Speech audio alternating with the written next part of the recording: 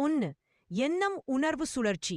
நீங்கள் ஒரு குறிப்பிட்ட எண்ணத்தை, உதாரணமாக காதல் அல்லது கோபம் நினைக்கும்போது உங்கள் உடலில் உள்ள ஒரு குறிப்பிட்ட சக்தி மையம் தூண்டப்படுகிறது. அந்த மையம் உங்கள் மூளையில் உள்ள நரம்புகளை தூண்டி அந்த எண்ணத்திற்கு சமமான இரசாயனங்களையும் ஹார்மோன்களையும் சுரக்கச் செய்கிறது.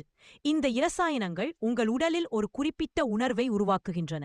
பின்னர் அந்த உணர்விற்கு ஏற்றவாறே நீங்கள் மீண்டும் மீண்டும் எண்ணங்களை உருவாக்குகிறீர்கள். இது ஒரு தொடர்ச்சியான சுழற்சியாக மாறி உங்கள் உடலும் மனமும் ஒரே நிலையில் இயங்கத் தொடங்குகின்றன. 2. ஆற்றல் சேமிப்பு. இந்த எண்ணம் உணர்வு சுழற்சியின் விளைவாக நீங்கள் அனுபவிக்கும் உணர்ச்சியின் ஆற்றல் அதனுடன் தொடர்புடைய சக்தி மையத்தில் சேமிக்கப்படுகிறது. நீங்கள் எந்த உணர்ச்சியை மீண்டும் மீண்டும் அதிகமாக அனுபவிக்கிறீர்களோ அந்த மையத்தில்தான் உங்கள் உடலின் பெரும்பான்மையான ஆற்றல் சேமிக்கப்பட்டு சில சமயங்களில் அங்கேயே சிக்கிக் கொள்கிறது.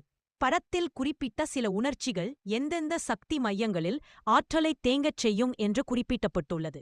முதல் மையம், ஃபர்ஸ்ட் சென்டர், அதீத காம உணர்ச்சி, மற்றவர்களால் கவர்ச்சியாக பார்க்கப்பட வேண்டும் என்ற அதீத எண்ணம் போன்றவற்றால் ஆற்றல் இங்கே சிக்கிக் கொள்கும். இரண்டாம் மையம், செகண்ட் சென்டர், குற்ற உணர்ச்சி, சூகம், பயம், மன அழுத்தம், விலையை ஆற்றல் இங்கே சிக்கிக் கொள்கும். உங்கள் ஆற்றல் இந்த மையத்தில் தேங்கிவிடும். மூன்றாம் மையம், தேர்ட் சென்டர், கோபம், ஆக்ரோஷம், விரக்தி, எல்லாவற்றையும் கட்டுப்படுத்த நினைப்பது, மற்றவர்களைப் பற்றி தீர்ப்பு சொல்வது அல்லது சுயமுக்கியத்துவம் போன்ற குணங்கள் இருந்தால் உங்கள் ஆற்றல் இந்த மையத்தில் சிக்கிக் கொள்கும். இறுதியாக, சக்தி மையங்களின் ஆசீர்வாதம் போன்ற தியானப் பயிற்சிகள் மூலம் இந்த மையங்களில் தேங்கியுள்ள ஆற்றலை விடுவித்து அது ஒரு மையத்திலிருந்து அடுத்த மையத்திற்கு உயர் அதிர்வெண்ணுடன் பயணிக்க முடியும் என்றும் இந்த பகுதி குறிப்பிட்டகிறது.